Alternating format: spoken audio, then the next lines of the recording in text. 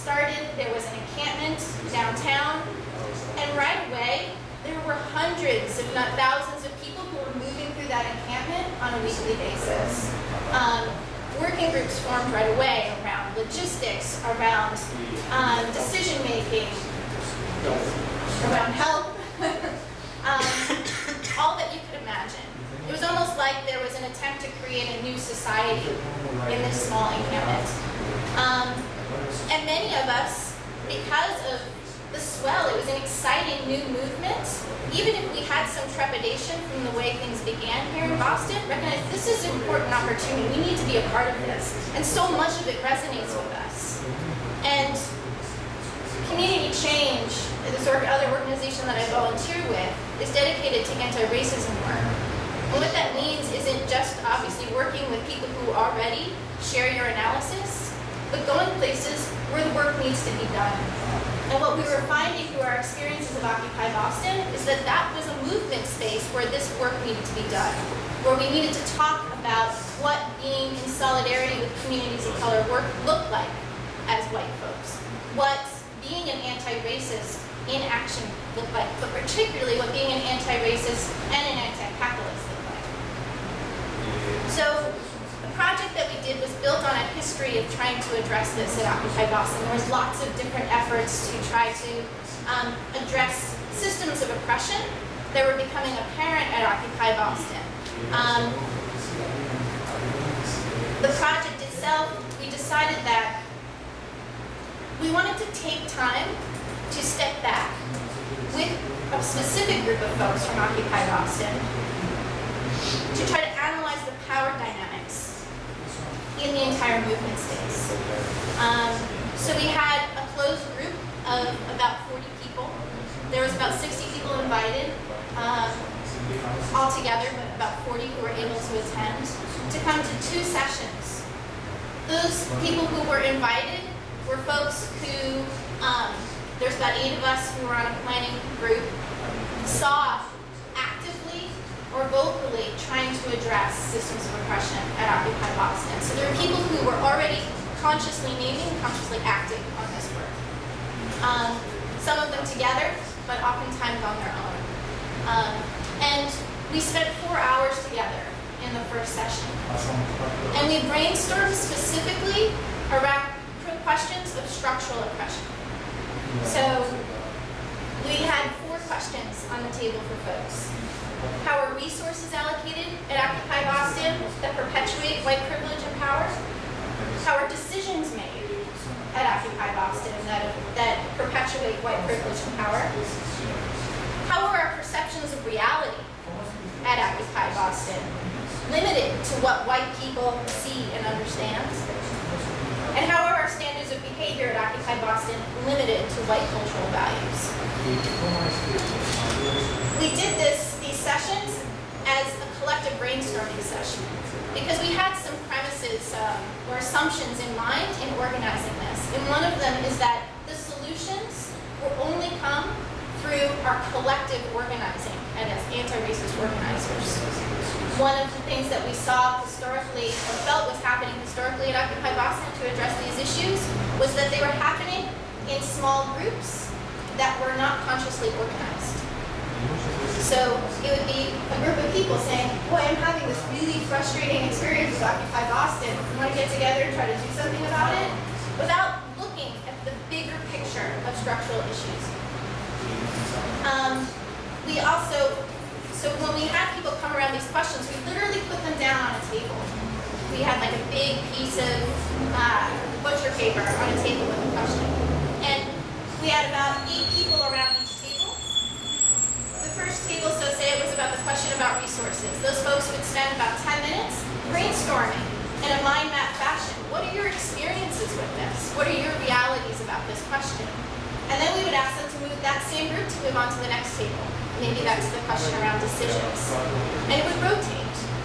So your group, so the group around decisions might move to the group around the table around resources, which somebody had already started a mind map on. So we're building off of our collective experience to create these maps and this analysis. We wound up having a second session because those first 4 hours wasn't enough for us to actually analyze the data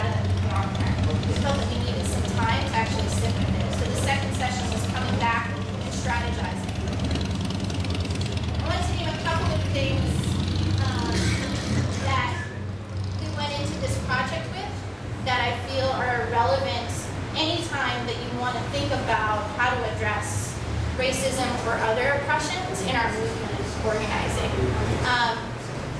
One is how to address these issues with direct accountability. If the issue is racism, for instance, direct accountability to people of color. So this manifested itself in a couple of ways in this particular project.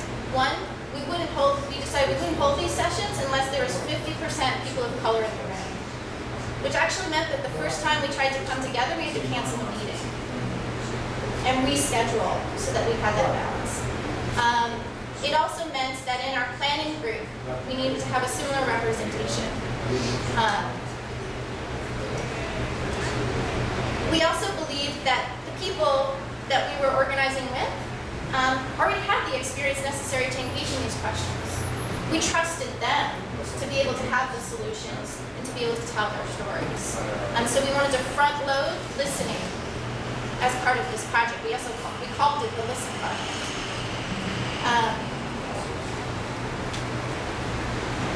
We also, in some ways, it's obvious with the questions we came up with, we believed that white privilege and white supremacy as an oppression was happening in Occupy Boston.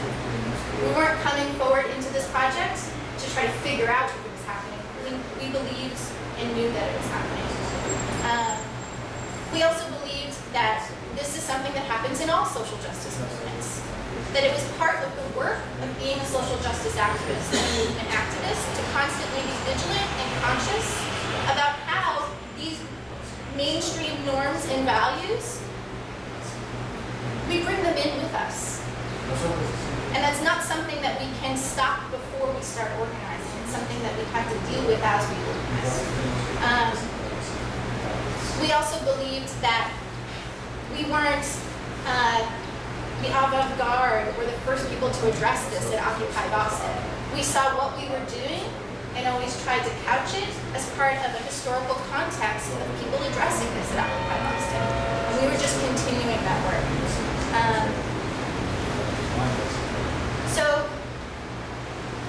I guess, just to repeat some of those as things that I think we need to keep thinking about as we move forward with however we're addressing our issues, whether you're doing so as a Marxist or you're doing so as a socialist or you're doing so as somebody who's unaffiliated. Issues of oppression and racism in particular, as we found it, are unsurmountable barriers for us to create change. Like if we allow them to continue, if we're not vigilant and not consciously acting on it, we won't be able to create the change that we seek. And that was fundamental to our organizing at Occupy Boston.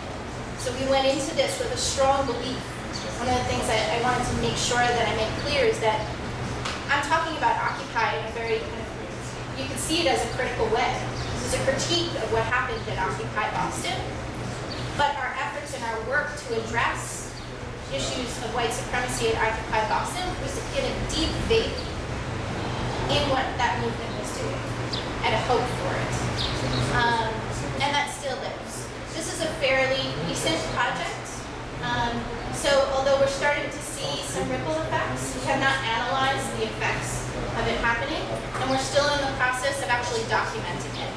And that's been a big part of it all along, is that we wanted to document what we did in a really kind of pedantic, nuts and bolts way, but also to provide some of the surprises and results and mistakes even that we feel that we've made, so that, because we believe that the work is useful beyond Occupy Boston and it contains lessons that will be useful for other people.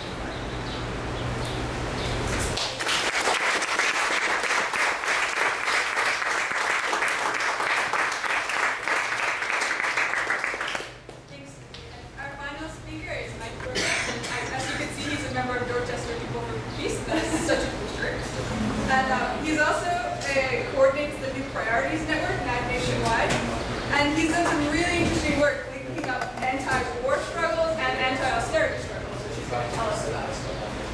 What I want to do is describe an experiment, which is an organizing experiment and a strategy experiment. And what hoping that you will listen to this very critically, because the kind of ideas and assumptions that went into this are either not very developed, like pretty simple, they need more critique, deepening, or maybe they're even wrong. So I'm hoping to learn a lot from what you have to say about this. The experiment is this. A few years ago, after the Wall Street tanked the economy, a bunch of people in the peace and justice movement in different places independently concluded that if there was ever a moment when we can substantially cut military spending, end the wars, bring money home, and go after the base Pentagon budget, which has doubled in the last 10 years, this is it. Because the economic crunch that the whole country is in at the local, state, and national level is such that either the Pentagon is going to keep being funded at the exorbitant levels that it's funded at, or we're going to have Social Security, Medicare, Medicaid, education, and the other social supports, the other pieces of the social wage that at least some of us in this country have been accustomed to. So in other words, moving money, substantially cutting the Pentagon budget is an enormous task. It has scarcely been done over the last 70 years. It's grown over that time.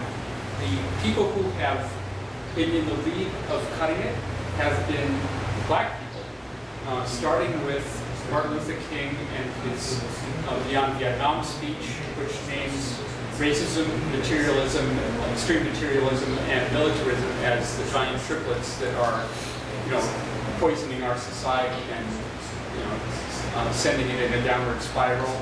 To, I was talking with Dan earlier about Jobs with Peace, which organized a big organizing campaign in the 80s that have organized substantially in communities of color. In the Black Congressional Caucus in the early 70s took the lead in this. In the 80s also there was a Gulf Tenant Council in the Gulf of Mexico, which were public housing tenants who initiated a campaign to cut $10 billion out of the Pentagon every year and use it to build affordable housing. So just about every one of the serious attempts to move money from the Pentagon to our communities has been led by African Americans in this country. So here was an opportunity to build the forces that would actually take to move money from the Pentagon. What we're up against is the whole military-industrial congressional complex. Military production located in, or funding located in practically every congressional district in the country, a built-in lobbying apparatus which is kicking into high gear right now to resist serious cuts in the Pentagon budget. So if we're going to... Can you speak a little bit louder, Mike? Yeah, if we're going to actually achieve what we say we're going to achieve, what that will take is much more power. Many more people over a sustained period of time. We have to be able to out-organize and out-pressure this, effective, lobbying network for continuing to shower money on military contractors, weapons builders, military bases, and the whole other apparatus. And we have to be able to outlast them. This is not a short-term project. We think that if it's going to happen, it's got to be based at the local level, because that's sustainable organizing is based at the local level. It's people organizing around issues that make a difference in their daily lives, like the economic hits we're taking in every dimension. So what we created was a national network called the New Priorities Network, which includes peace and economic justice and racial justice organizations, including some of those in the city. There are people in this room who are working on it at the local level. Susan Lee's, a lot of the folks in Somerville and the folks in Solidarity have worked on this campaign at some point. And in Dorchester, what we did was to, as Dorchester People for Peace, help found something called the Coalition to Fund Our Communities Cut Military Spending 25%, which is led by organizations of color, base building organizations like the ones in Right to the City. So City Life is a member, Chinese Progressive Association, New England United for Justice, Boston Workers Alliance, and a dozen more. And the idea was to not have white folks representing and leading this effort, but to have the people that most needed the money to be moved, most needed the jobs, most needed the services, to be driving the process, driving the organizing. So what have we done? We have, last year we organized around the issue of state tax reform because there was a campaign starting then to basically change the state tax structure so that services could be continue to deliver to our communities. And we kind of piggybacked on it and added the element of needing federal funding to the state, which is being cut, so that the state could continue to provide services locally and jobs locally. So the whole focus is very local. It's local jobs, it's local services.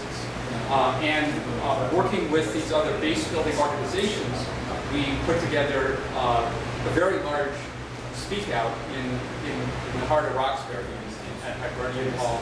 Over 250 people, standing up and speaking out, and it included 5 minutes on the federal piece, funding piece, and the military piece, and why military spending has to be cut. So this is basically the strategy is to work on other people's struggles, become part of a larger movement, and add your piece as a necessary piece of the solution, rather than trying to get people to get on your bus and join your issue.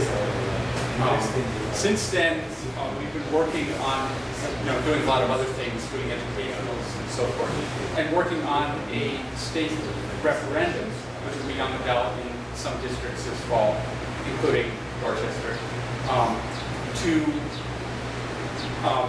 basically a 4-point program. Create jobs, save services, tax the rich and corporations, end the wars and cut military spending. And that's kind of our broader platform. That's kind of the complex of issues, the combination of issues that we see as at least kind of social democratic or social welfare solution to the attack on kind of the social wage and that dimension of kind of workers' lives and workers' security. So just I'm not sure how much to say about that, but just to reflect back on Dan's remarks and Ellen's at the start.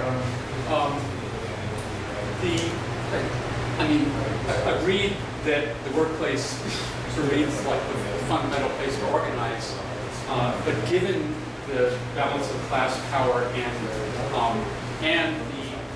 the incredible right-wing assault, not on government, but on who government works for.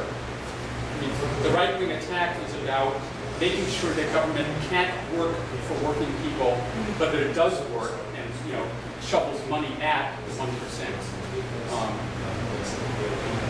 Given that this front is a really important front to be fighting on, because a lot of the social wage and a lot of the regulation and kind of the protection for workers, in every dimension, health, affordable housing, climate change, whatever, working people's survival is linked to being able to use government as a democratic vehicle for what working people want. This is a front that we have to develop and figure out how to fight on. And the challenges that we've been encountering in this campaign are, well, the biggest challenge is to build local power and then blaze a path from that local power to national decision-making and power. That's, because military spending is a national issue, but our base is local. How do we connect the power that we can build locally? How can we both, organize the political class, who at a local and state level are being crunched by austerity, as not in the ways that we are, but they didn't run for office in order to administer austerity. How do we enlist them in this in this effort, and turn them into part of our pressure force on Congress. And how the completely unaddressed one is like, what about the jobs dimension, and how do we mobilize at a corporate and economic basis against these targets and tear down the corporate power that's sustaining high level of Pentagon spending. So lots more questions and answers, but a lot of fascinating experiences at the local level, which really confirm what Susie was talking about. The nature of this project has been that white activists use their privilege, meaning their time and their money, to support an organizing effort and to staff it, in effect. The role of Dorchester Conformities, which is a largely white, not entirely organization, under this people of color-led coalition, is to buy supper, make sure there's an agenda for the meetings, do the remind calls, do all of the internal organizing work, so that folks who are involved in base building organizations can take the time to participate in this effort. And on that level, at least, it's working. And I'll just stop and we can talk about it more later.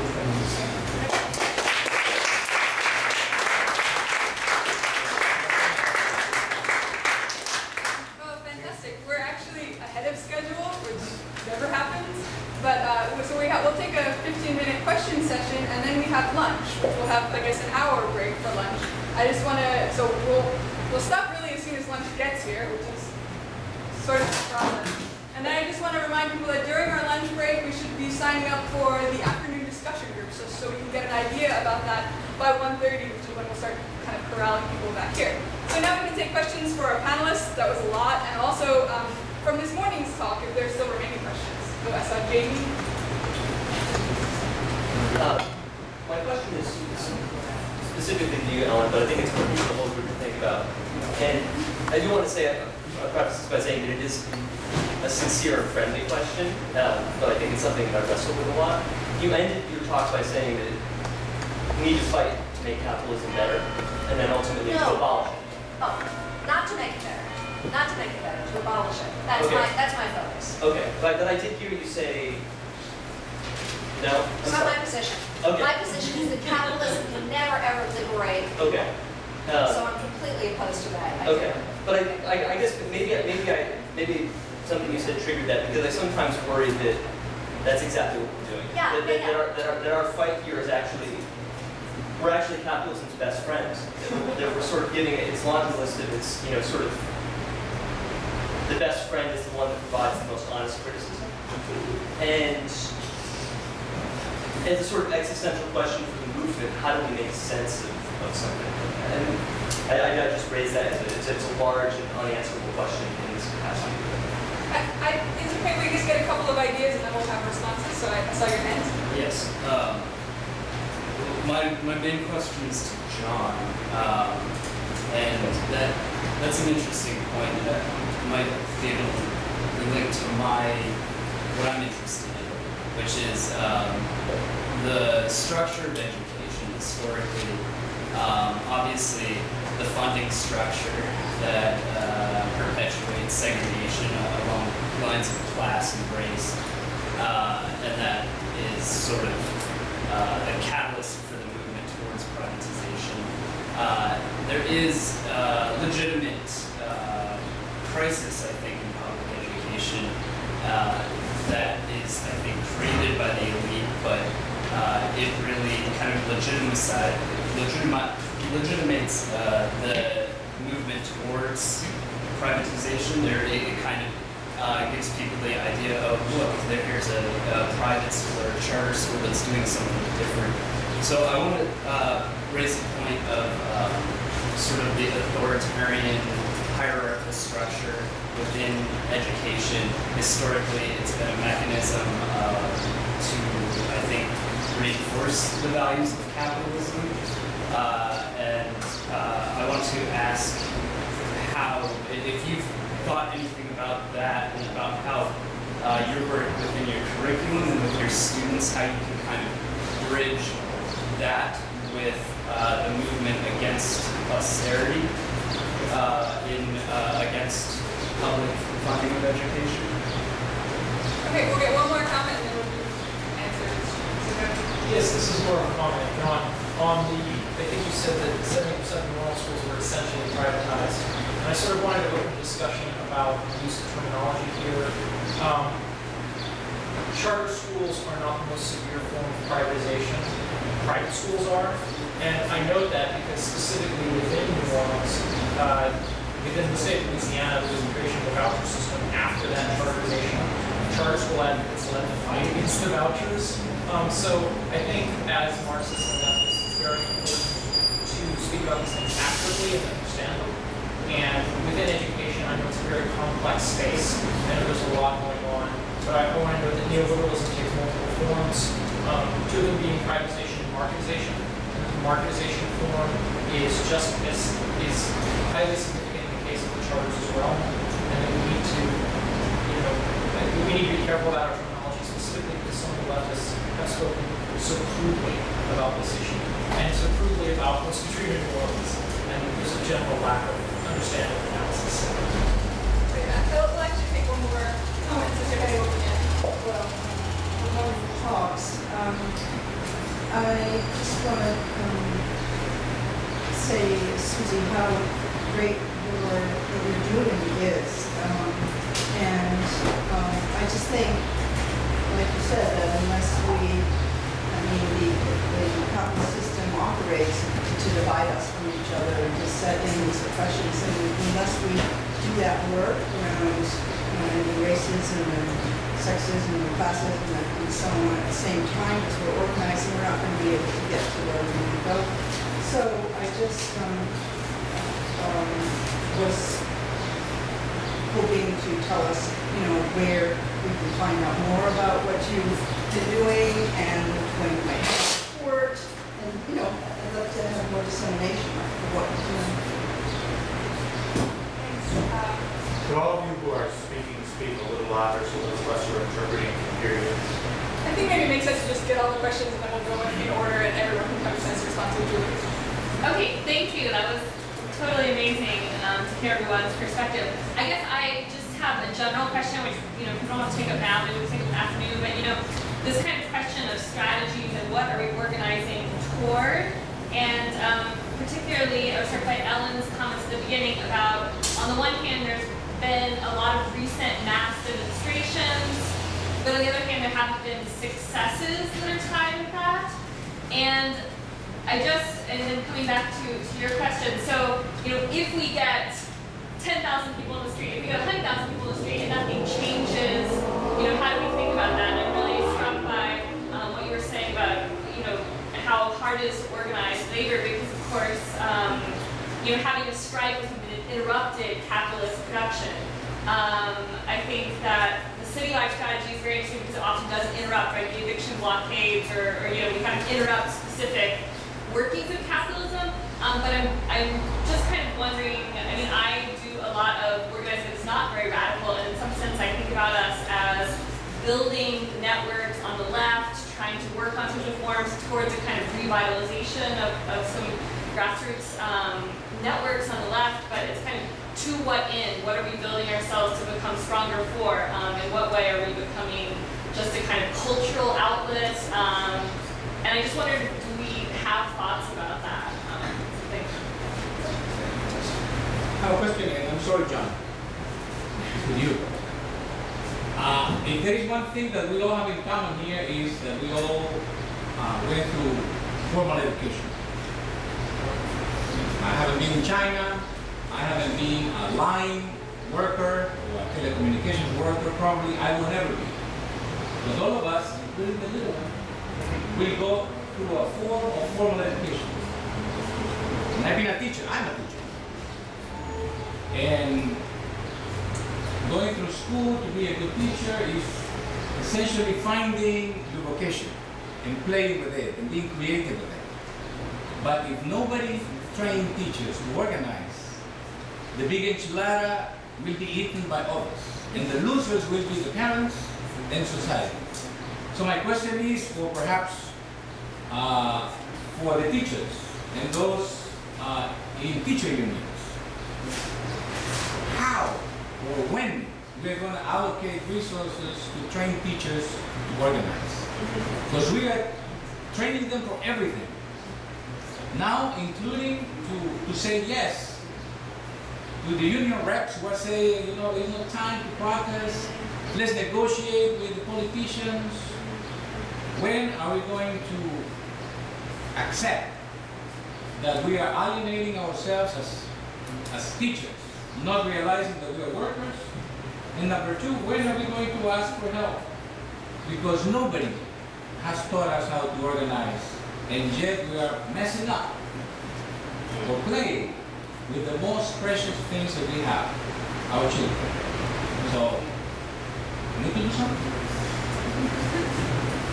All right, Doug, and then we're gonna have Doug, and then we're gonna go to our panelists for his responses. I think one thing that everyone on the left comes up against, with especially when we talk about achieving real change, structural change, is the avenues to pursue it. And you know, there's all direct action. Then of course, we all have this problem, and whether you're in Solidarity, the ISO, Socialist Alternative, or any number of groups, we all run up against what someone I know calls the black hole of social movements, which I call the Democrat Party. And it is continually frustrating when you can come up with the most cogent arguments why Obama or the Democrat in office is an imperialist murderer. You know, drone strikes, continual wars, austerity imposed upon us. And you can continue to come up with that, and it seems like there's a point, people say, I agree with you, but I'm still going to vote for him. And we saw this in Wisconsin to a certain extent in the recall, where there was I wasn't in Wisconsin, but I do remember hearing discussion about let's do a general strike. And it was actually like reaching like certain levels of the union hierarchy to a certain extent. But of course, they ended up in the Democrats being what they are, they ended up snatching defeat from the jaws of victory, as they're so good at doing. And I was just wondering if the panelists can address like how we can break through this Democrat stranglehold to push through a real working class, socialist, revolutionary alternative. Okay, let's hear from our panel. I guess we'll just go in order this time, how you're sitting. I think I have maybe a way to actually wrap up most of these questions, if not all of them. So when we talk about changing what is, nobody here would disagree that this requires power, right? This is self-evident. Then the question is, what is the source of power and how do we consolidate it? Now the left is fragmented. The left has been fragmented throughout my entire lifetime of 60 years, and is often very fragmented in every part of the world in every era. The question, however, the leftists always ask is, what is the source of power? How do we consolidate it to challenge what is? Now, not everyone in this room will agree. I take the position, being a doctrinaire Marxist, if you will, not a sectarian, I'm not in any political organization. I take the position that it is at the point of production. I think there's very, very good reasons for believing this, but most importantly, it's because when we look at where power is consolidating most historically and now, we see that government runs scared and the capitalists run scared, not when you organize in communities or social groups around issues, you know, like healthcare or housing, which are incredibly important solutions at some point, that they don't mind. They don't care about gay marriage. They really don't. You know, they don't care if we're sort of black, white, and Latino, Asian friends together and we join hands and overcome racism. They really don't care about that in general. They care about that if we do that in the workplace. So Wisconsin is a beautiful example.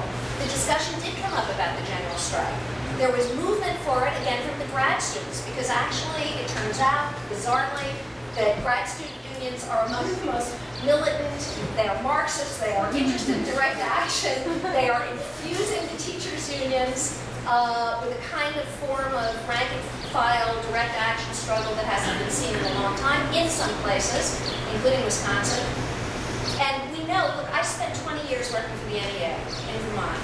I know all about power, the utter corruption and interpenetration competition between our party, Democratic Party leaders, and big labor's bureaucrats. It is a hideous defeat for us. It has been such a continuous defeat for 30 years, we don't even know it anymore. We are begging for crumbs, but we have no power. So the NEA, for example, not to take on Brother Mike's project, take it on in a comradely way. You ask for response that we have no power. We have not an ounce of power to demand a change in national priorities. And if we are raising consciousness, many people will agree. Well, of course the Pentagon budget is too bloated. Of course we do in Vermont. We say we spend twice the amount of money on corrections that we do in higher education in Vermont. And so our Progressive Party candidates always raise that. People will agree. Where is our power to change that? So we really are at very basic stages, sisters and brothers. Very basic. Where do we place our attention? We only have one life. So I think, if you look at history, you see in Wisconsin, if they had been able to consolidate and go back to their workplaces, maybe not as a continuation of the occupation, maybe they had to go back to their workplaces, talk to other teachers, firefighters talk to firefighters, police talk to police, bus drivers talk to bus drivers, and say, what the heck, the Democrats aren't going to win this for us. How about we organize towards a general strike in June or May rather than a recall election? What would have been different? Well, one thing we know would have been different from history. I mean, everyone knows now, right, that it was when Martin Luther King began to move into the labor movement and went to march with the AFSCME sanitation workers who were on strike. This was when the civil rights movement began to be dangerous. People know that Chinese students were massacred in 1989 in Tiananmen, not because there were millions of students on the street, but because workers had started to organize autonomous labor federations outside of the official trade union. That's why people study the history of authoritarianism, whether it is socialist authoritarianism, capitalist authoritarianism. No, it's when workers begin to organize. It's not because workers are better people, because we romanticize workers, because they're smarter, because they're less racist. It's only because that's where wealth comes from, and that's where power comes from. So when we learn to withhold it in disciplined ways for the right reasons, we start to build power, and then, of course, you start to build power to make demands, and in answer to the first question, not to improve capitalism, not to say let's reduce the Pentagon budget. You begin to make demands to say the ownership of private property, the commodity nature of production, this oppresses us in every form. The government is irrelevant. The government is only the manager of the capitalist class. It responds to the pressure that you build in opposition to the capitalist class. So that's what I would say we should be doing. Rebecca, I know you said go down the line, but I have a direct response. Okay, perfect. Let's do it. So, Julie, you were talking about how they, meaning the power holders, presumably don't care about these other issues, or it's not what causes them to actually react and change in terms of gay rights issues or other issues, including social issues. And I agree with you in terms of the history. If you look at the history, sometimes when the power of our movements jump is when the movements around those issues start to work in solidarity with workers who are organizing. But Jamie, your question also struck me, and it made me think about how it feels like sometimes we're spinning our wheels. This is at least what I was hearing you say in terms of our organizing, that maybe sometimes our organizing is actually helping the capitalist class.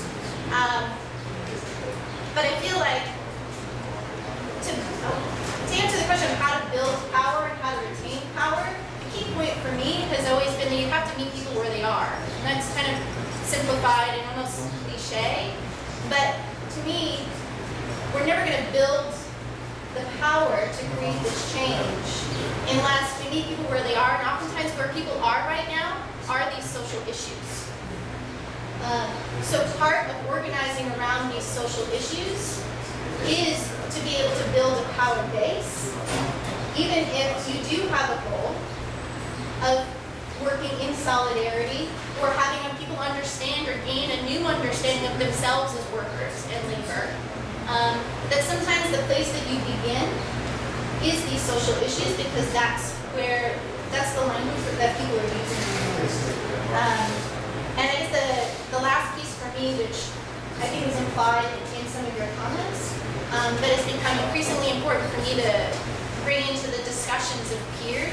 is I feel like we're at such like a low point of movement organizing that it's frustrating. I've been hearing other people express frustration, feeling like we haven't done any wins even though we're doing all of this work.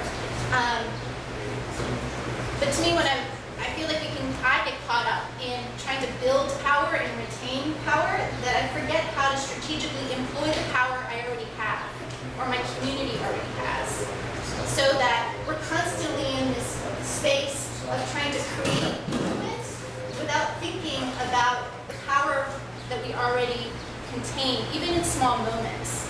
So that's the way that I see particularly how Occupy was a space to engage in, was not as an opportunity necessarily to try to build long-lasting power, but it provided a unique opportunity for us to leverage power in that moment as a community. And so, and Susan, you were asking about this particular project I was involved in and where to find out more. We are actively, the planning group and some of the participants are actively engaged in trying to write up what we did. We have a schedule of trying to have that come out by September in some form, and are looking at ways to make that an interactive draft, because it was a select group of people who came around this, and there are lots more voices, and we do want it to be useful beyond Occupy Boston. So we're kind of negotiating and trying to understand ways of documenting that can be a tool that is constantly rewritten by other people in the region. But part of what I think will come out of that, and what I see coming out of that, is an understanding that Occupy Boston and the Occupy movement provided a unique opportunity of consolidated power that we recognized that we needed to employ before the time passed. And it was, although it had a class element just in its frame,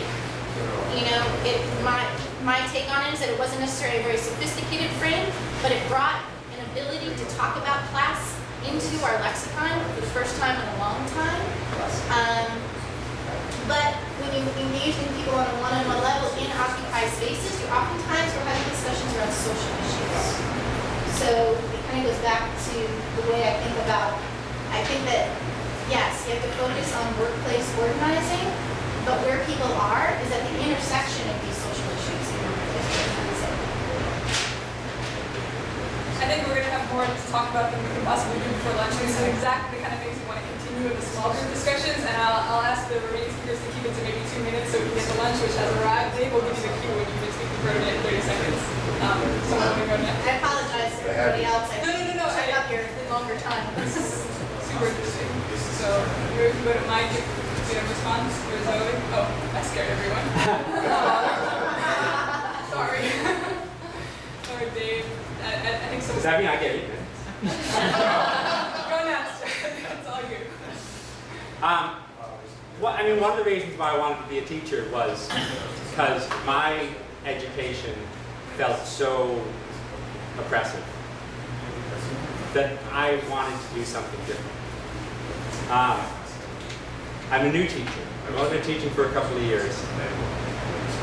I have no illusions about what's possible in a public classroom. There are possibilities.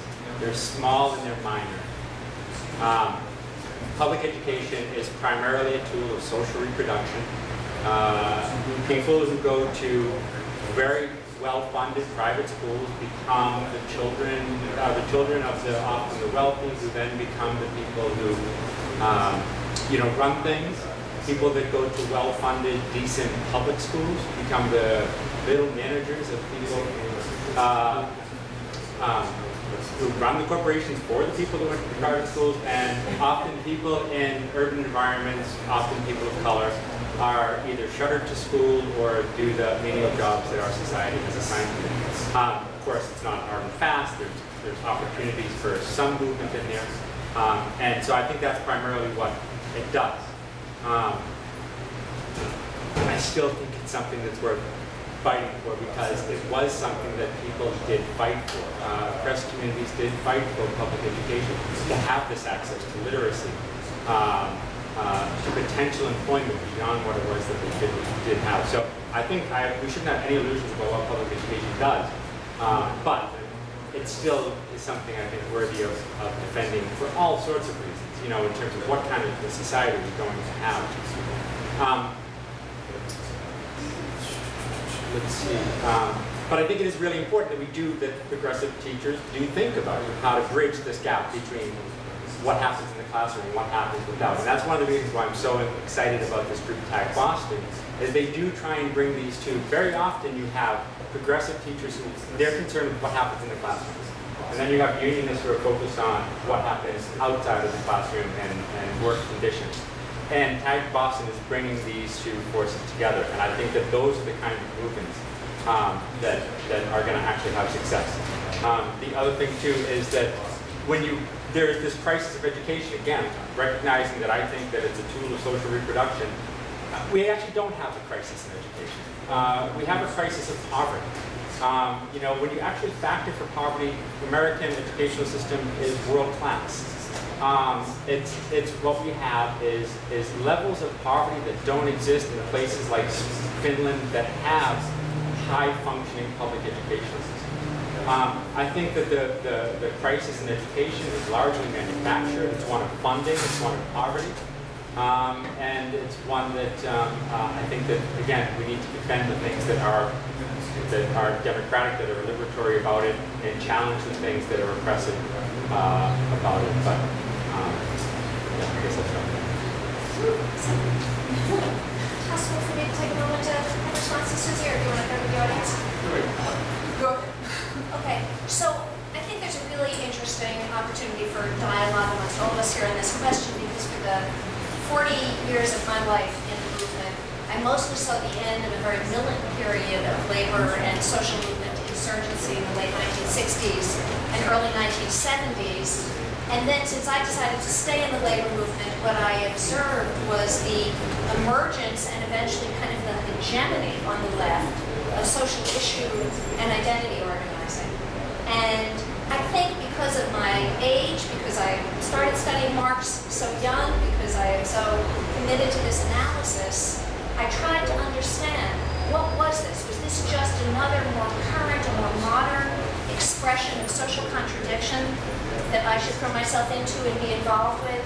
But after 30 or 35 years, I've come to the conclusion that it was largely the space that was being allowed to us under neoliberal policies for individuals who were so unhappy, so alienated, so oppressed, so beaten up by the system, to vent steam, which has happened a great deal, to coalesce themselves, because people do need to coalesce themselves, but that it has had a quality of being very involved and very focused on struggles that do not build power. So I think of power as the ability of a group of people to force someone who has authority to change what they're doing. And the ability, I would say, of the reproductive rights movement, when it came out of the feminist movement in the late 60s and early 70s, was because the place of women in the workforce was changing. Women were being drawn into the workforce because the crisis of profitability of the capitalists meant they were shedding male workers, they were eliminating male workers, they were drawing women into the workforce because we were cheaper, and women wanted to go into the workforce because they didn't have as much income coming in at home, so they needed some ability to control their reproductive functions so that they weren't going to be saddled with children indefinitely instead of being able to go out and earn a living. And so a lot of Marxist analysts will say the reproductive rights movement in its beginning got its force from the power of women going into the workforce and joining unions, particularly public sector unions, like teaching, like healthcare, and beginning to see that this was a necessary social expression. So I am completely with you that social issues are where most people are. But part of the reason that most people are there is because in these 30 subsequent years, the capitalist class, in collusion with the government, has so attacked and undermined the power of the working class that people say, I have no power as a worker. Maybe I don't even have an employment relationship. This goes back to the precariousness. And so they move to the social issues as a place where you can at least have some feeling. I can identify an issue, I can work on it, said, I'm not in any political organization. I'm rather close to Solidarity because of my work with labor notes. But I am so impressed with the state of the left now as opposed to 45 years ago when I was here at college in this town. The sectarian left then, we really ate each other up. We beat each other up, we destroyed each other. It was a very ugly process. I think it is a more open environment now, despite some national organizations that have a kind of predatory practice. But there is an opportunity actually for someone from your experience and your perspective and someone from my experience to say, oh, actually these are not opposing perspectives, these are not inconsistent perspectives. There was some space for us to find out why they are part of the same whole. So Ellen, what about working class community organizing?